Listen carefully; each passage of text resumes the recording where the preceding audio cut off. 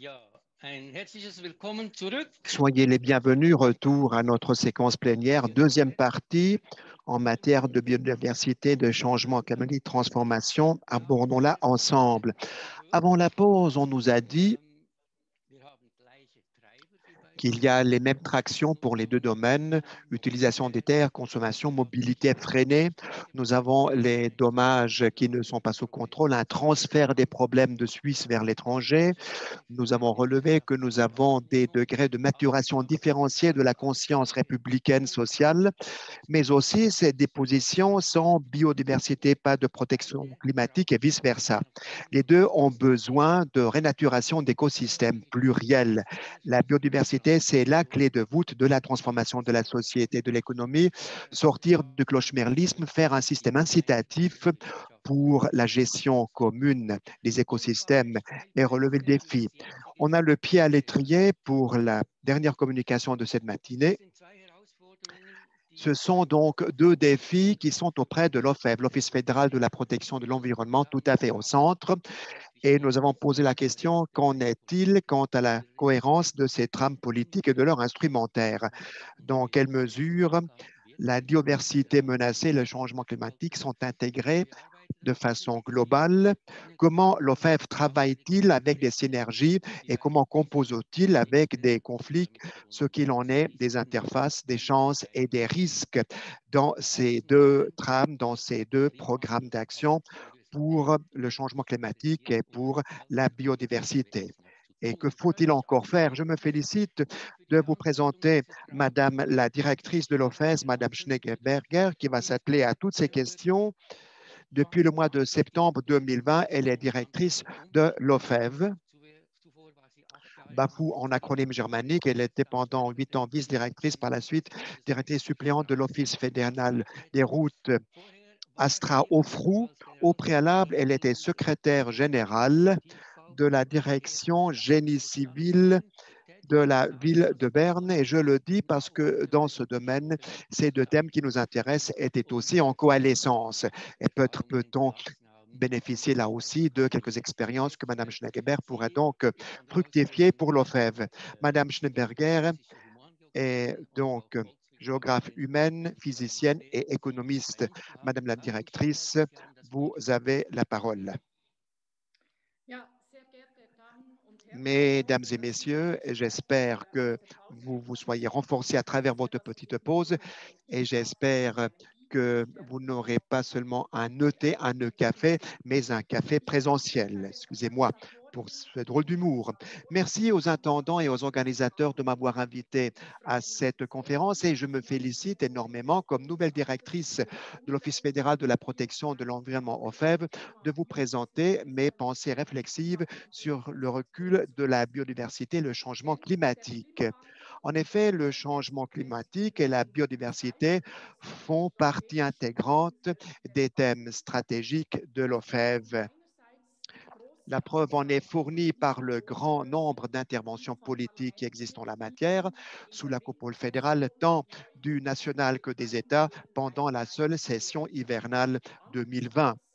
D'autre part, il faut aussi évoquer les deux initiatives populaires. L'initiative dite des glaciers, le Conseil fédéral a donc mis en consultation un contre-projet direct.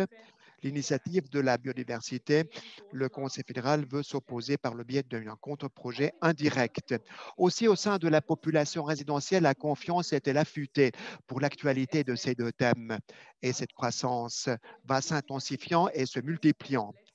Le recul de la biodiversité, d'après l'enquête Omnibus de 2015, était pour 36% de nos concitoyens comme phénomène extrêmement périlleux. En 2019, 4 ans plus tard, ils étaient déjà 54% à dire que c'est un grand péril auprès du changement climatique. Cette valeur, pendant la même période, a augmenté de 34% à 51%. Évocateur. Et malgré tout cela, dans le débat public, le changement climatique est aussi plus présent qu'autrefois. Et par opposition à la biodiversité et à son recul, pour le climat, il y a une entité finaliste qui donc est conscient notamment auprès des jeunes personnes. Si le réchauffement global reste en deçà de 1,5 centigrade, et si cela doit demeurer, les émissions de CO2 planétaires jusqu'en 2050 doivent être mises au zéro net. Le traité de Paris, que la Confédération suisse en 2015 a donc signé et ratifié en 2017. Donc, le traité de Paris, disais-je, dans ce contexte, revêt une importance. On ne peut plus vivre.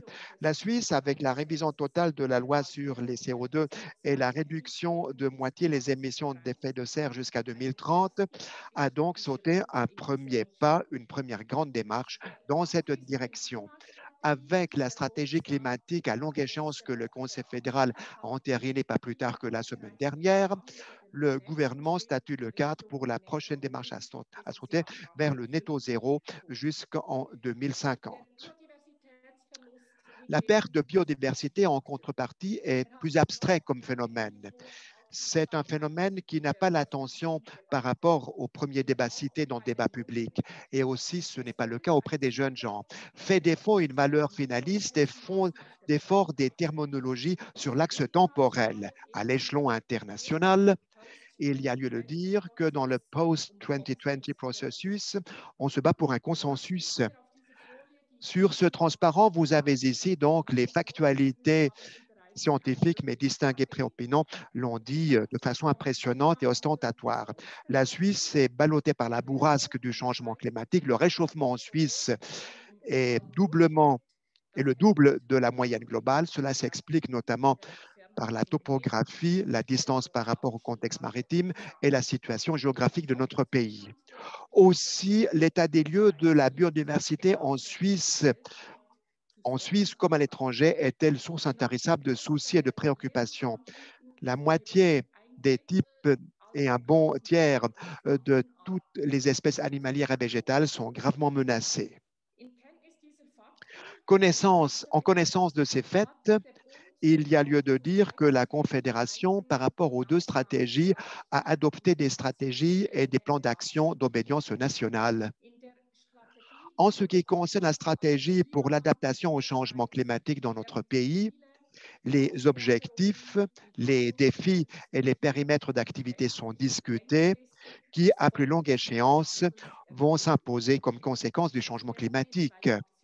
Il y a deux plans d'action qui en tiennent compte pour les années 2014 jusqu'à y compris 2019 et d'autre part 2020 à 2025, y compris 2025, avec des mesures particulières d'autre part. La stratégie biodiversité suisse, quant à elle, réalise les déficits du passé, les reprend, les enregistre et tente de relever les défis du présent dans les domaines pluralité des écosystèmes, biodiversité et diversité génétique. Le plan d'action est relatif pour les années 2017 à 2023 est en train de proposer les mesures relatives pour la période à suivre. Et il est extrêmement important dans le contexte sortant, mesdames et messieurs, la stratégie biodiversité apostrophe le changement climatique, de même que la stratégie pour l'adaptation au changement climatique apostrophe a été la contrario aussi la biodiversité. Ainsi, dans la stratégie biodiversité, la réglementation du climat, de même que la protection de catastrophes naturelles et de maladies nosologiques, sont cités comme exemple de performance des écosystèmes expressis verbis. La concrétisation se fait notamment par le projet pilote recul du changement climatique, utilisation durable pour la Suisse de demain, ou dans un autre projet pilote, biodiversité et qualité du paysage pour la promotion de nos agglomérations. A contrario, dans la stratégie adaptation au changement climatique, mesdames et messieurs, la gestion de la biodiversité est reconnue comme un secteur profondément frappé par le changement climatique. Dans le plan d'action 2020 jusqu'à 2025, j'en parlais tout à l'heure, cela est matérialisé et concrétisé par le truchement de plusieurs mesures, comme par exemple la construction et l'extension de l'infrastructure écologique quant à l'augmentation de l'adaptabilité de la biodiversité au changement climatique. En d'autres termes, les deux stratégies et les deux plans d'action dont il est question sont en réciprocité, se conditionnent mutuellement et sont structurellement complémentaires. Cela me porte à ma première considération thématique. Je prie de mettre en exergue le prochain cliché, le voici. La biodiversité et le changement climatique sont en étroit entrelac et se conditionnent et s'impactent mutuellement. Ou réciproquement, nous l'avons déjà entendu à maintes reprises, mais on ne le dira jamais trop. Ainsi, il convient de dire que les écosystèmes absorbent et sauvegardent sur la mer et sur la terre la moitié de la totalité des émissions CO2 conditionnées par l'humain. À travers le changement climatique, ces structures de sauvegarde, de stockage et d'absorption sont relativisées, de même que d'autres prestations telles que l'eau et la pureté de l'air, la production de denrées élémentaires, ainsi que la protection d'espaces vitaux et d'habitats de l'humain sont-ils gravement menacés. À l'échelon des mesures, il s'agit de prendre en considération, et je passe à ma deuxième considération thématique, merci de passer cela, eh bien, les mesures promotionnelles de la biodiversité ne doivent pas se répercuter négativement sur les mesures adaptatives au changement climatique. Mais cela pourrait être bien le cas. Donc, soyons vigilants en la matière. À titre d'exemple, à l'heure actuelle, eh bien, on dit qu'il faut donc en quelque sorte refricher, il faut planter beaucoup d'arbres, c'est juste, mais tout dépend où cette arborisation se fait et quelles sont aussi les espèces. Si c'est planté sur des surfaces qui autrefois n'étaient pas des bosquets ni des forêts, on peut détruire des habitats, des viviers dont la valeur écologique est bien plus élevée que manifestement les éléments d'absorption créés par ces nouveaux arbres. On est du côté sûr en matière de mesures climatiques qui sont consubstantielles à restaurer ou assainir les écosystèmes dégradés et de les revitaliser. Ces approches écosystémiques, aussi bien sous les auspices du climat que sous ceux de la biodiversité, sont tout à fait les plus finalistes d'après le principe de longue durée. J'en arrive à la troisième et ultime thèse en ce qui concerne les chances et les synergies. La thèse est ainsi libellée.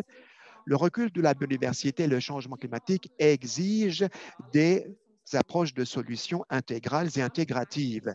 J'entends par là que de façon impérieuse, nous devons nous fixer des objectifs pour notre futur proche. Et je dis pour notre futur proche en Suisse. Notre style de vie en Helvétie est encore très éloigné d'un traitement durable des ressources et des résiliences naturelles de notre planète. Donc, il faudrait que nous ayons trois planètes si toutes les personnes de ce monde vivaient comme vivent les Suisses. Donc, notre action doit être focalisée sur des objectifs et doit être structurée d'après des expectatifs qui seront autant d'aunes de comparaison et de pondération, notamment au niveau de l'aune globale. Cela est d'une importance vitale. 1,5 centigrade de plus, netto zéro jusqu'en 2050 pour le climat, eh bien, le démontre à satiété. Pourquoi pas 30 by 30 pour la biodiversité, mesdames et messieurs? Le post-2020 processus évoqué d'emblée va le démontrer pour le meilleur et pour le pire. En ce qui concerne les solutions intégrales et intégratives, il faut aussi planifier des mesures à base naturelle, c'est-à-dire des solutions basées sur la nature. Permettez-moi à cet égard de citer deux exemples. Premier exemple, des marais. Les marais font partie des habitats avec une grande valeur biodiverse, mais il s'agit aussi d'un important stockage de monodioxyde et aussi pour réduire le changement climatique avec la conservation et la renaturation des marais et des alluvions et aussi avec des forêts naturelles, aussi bien les éléments pertinents pour la biodiversité, que les prestations pertinentes pour la protection des climats eh bien, sont renforcées par ces habitats, par ces écosystèmes. Deuxième exemple, des surfaces vertes à proximité, de même la verdure des façades et des toitures ont toute leur importance dans la promotion de la biodiversité, dans la culture du lotissement et du bâti. Simultanément, ce sont des éléments consubstantiels à la réglementation du climat local et sont ainsi de grands contributeurs à ce que les humains, notamment parmi des périodes caniculaires, se sentent plus à l'aise. C'est bien dans cette direction que se meut la stratégie développement durable, où le Conseil fédéral a donc réitéré ses balises référentielles pour tous les secteurs de la politique de la Confédération. À l'échelon de l'administration, cela veut dire, au sein de l'OFEB, l'Office fédéral de la protection de l'environnement, de stipuler la coopération entre les départements du climat et la biodiversité soit renforcée en qualité comme en quantité. Et cela signifie aussi que les divisions forêt et terre qui sont importants en corrélation tant avec le changement climatique qu'avec la propagation de la biodiversité revêt un rôle capital. Et je crois, mesdames et messieurs, que l'OFEV, notamment dans son secteur, a une grande chance d'agir en fédérant donc ces quatre secteurs ou ces quatre divisions afin, excusez-moi du terme, permettre à tout le monde de tirer la couverture du même côté. Mais il est tout aussi important de coopérer avec d'autres services de la Confédération. J'évoque notamment l'Office fédéral de l'agriculture, si présent, ainsi que l'Office fédéral de l'énergie, l'OFEN. Ceux-là aussi sont des partenaires très importants à l'échelon républicain et administratif. Coopérer veut dire, dans le cas concret, juger les choses, évoquer les projets, faire la pesée d'intérêts et aussi passer des compromis qui ne doivent jamais frôler la compromission. Il est indispensable, et j'en aboutis à ma conclusion, et c'est mon dernier cliché. Donc, il faut la volonté, l'aptitude et l'engagement de nous toutes et tous. Je vous invite à déployer votre alacrité pour empoigner cela d'un commun accord. Merci pour votre attention, mesdames et messieurs. J'ai dit.